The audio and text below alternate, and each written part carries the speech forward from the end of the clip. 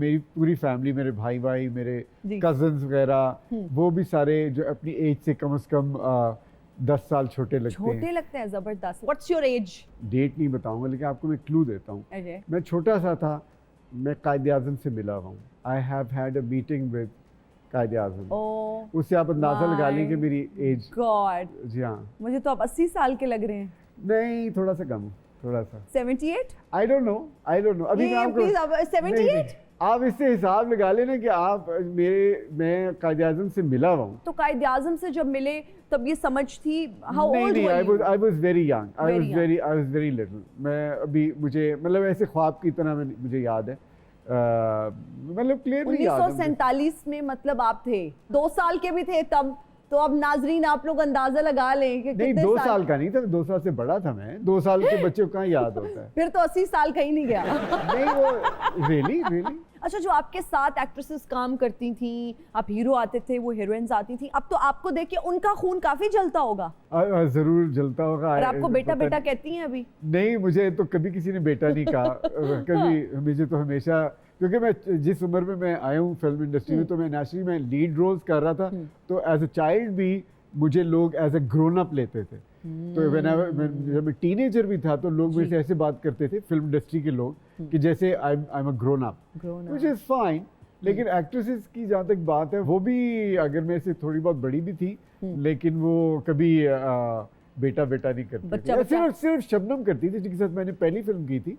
वो because she was you know much older, लेकिन ये कि वो इस तरह मेरे साथ बिहेव करती थी कि जरा बच्चों की तरह। अच्छा, रोमांटिक सीन करना किस एक्ट्रेस के साथ आपको बहुत मुश्किल लगता था, एक टास्क लगता था, और किसके साथ आप बहुत एंजॉय करते थे? अच्छा, मुझे रोमांटिक सीन्स में सबसे मुश्किल तो वैसे शबनम के साथ बहुत, इसलिए कि वो एक ही फिल्म में उन्होंने मेरे साथ पेयरिंग का किया, तो उसमें कहानी ऐसी थी कि यंग लड़का है और ओल्डर वुमन है, तो उस वक्त मुझे ज़रा होता था कि हैं ये रोमांटिक सीन करूँगी, तो वो उस वक्त मुझे ज़रा सा फीलिंग थी ऐसी।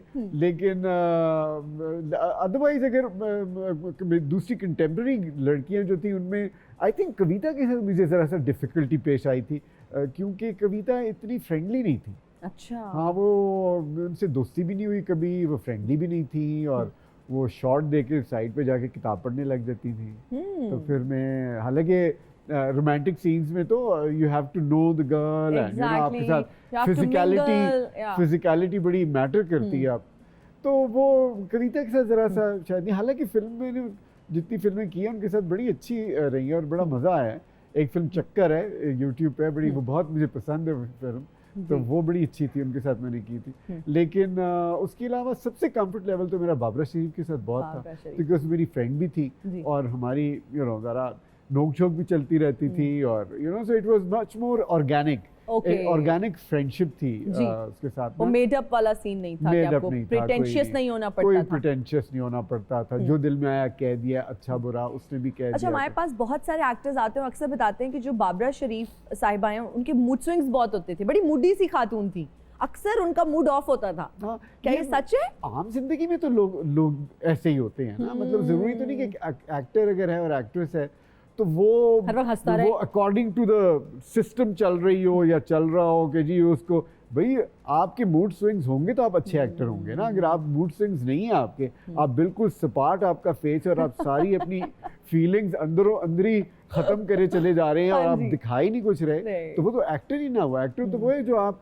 रियल लाइफ में भी अपनी फीलिंग्स दिखा रहे हैं। तो मेरे ख्याल में बाबरा के मूड स्विंग्स थे और नथिंग रॉन्ग विद दैट। हमारे भी मूड स्विंग्स होते हैं, आपके नहीं इतने मूड स्विंग। अभी देखें आप कितनी खुश हैं।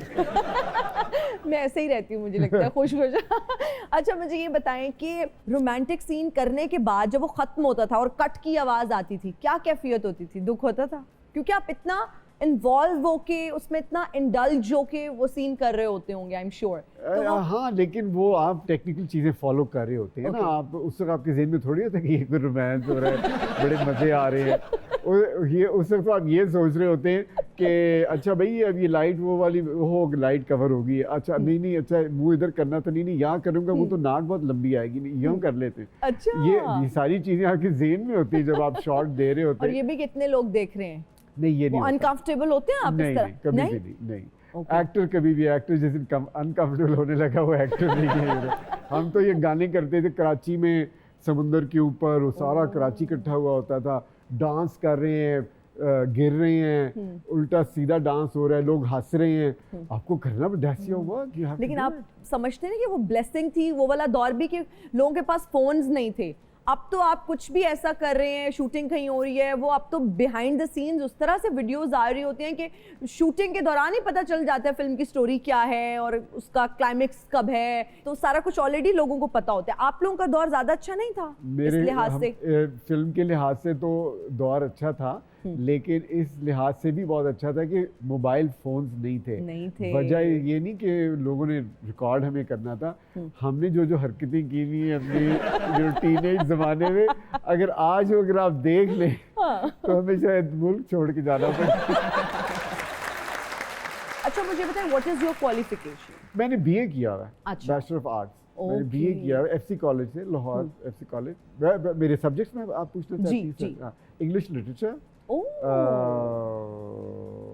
Economics and geography. Oh nice, interesting. मुझे ये बताएं, लड़के कॉलेज के कैसे थे एफसी के? क्या जेलस होते थे? वो एलिमेंट था कि ये बड़ा हीरो आ गया क्योंकि सारी लड़कियां तो मरती होंगी? ऐसे ऐसे लड़के जेलस होते थे।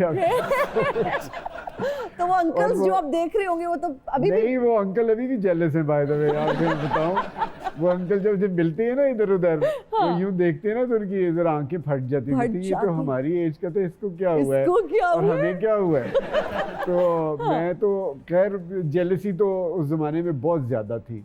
खैर अभी भी बहुत ज्यादा है, क्योंकि जेलसी तो एक ह्यूमन नेचर है, nothing wrong with it. Jealousy में तो लोग खवातीन की कोई कहानी सुनाएं कि भाई कोई खून से किसी ने खत लिख के बड़े खून से खत आए हुए हैं मुझे। मैं एक ज़माने वो फ़ैन मेल होती थी ना, वो मेरा घर का एड्रेस जो है वो एक शमा मैगजीन होता था।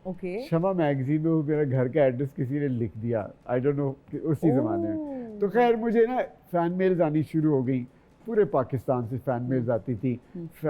उसमें खून से लिखे हुए खत, खून से काफ़ी खत आए हैं मुझे, लेकिन अब मुझे ये नहीं पता कि वो खून बकरी का खून था, मुर्गी का खून था, या किसी लड़की ने खुद अपना, आई डोंट नो। लेकिन तो उसमें लिख के क्या भेजती थी कि अगर आपने मेरे से शादी में कुछ तरह के खत भी आते थे? नहीं, शादी वादी का नहीं, लव लव होता था ना, आपसे बहुत मोहब्बत करती हो गई है। हाँ, मुझे आपसे मोहब्बत हो गई है, मुझे बताएं मैं कहाँ जाऊँ, क्या करूँ, आपके बारे में मैं सोचती रहती हूँ, और इस तरह की बहुत बातें होती। कभी इम्प्रेस होते थे कि यार इसकी हैंडराइटिंग इतनी प्यारी है, खुद कितनी प्यारी होगी? नहीं, यू सी, अगर आप बचपन से एक स्टार हो ना तो फिर आप किसी के पीछे नहीं जाते, लोग आपके पीछे, आपको आदत होती है लोग आपके पीछे लगे रहे। आपको किसी के पीछे जाने की आदत ही नहीं होती। अच्छा, तो इतना अरसा जो है वो गुजरा, आपने सिनेमा पे राज किया, आपको किससे मोहब्बत हुई? शीशे से, आईने से। अच्छा, सेल्फ ऑब्सेस्ड। लेकिन देखिए, there is nothing wrong in being self obsessed. मेरे ख्याल में अब मैं सोचता हूँ कि उस वक्त अगर मैं किसी के पीछे जाता भी था तो मुझे लगता था कि यार क्योंकि वो सारे जा रहे हैं, सबकी गर्लफ्रेंड्स हैं, तो मुझे भी करना पड़ेगा।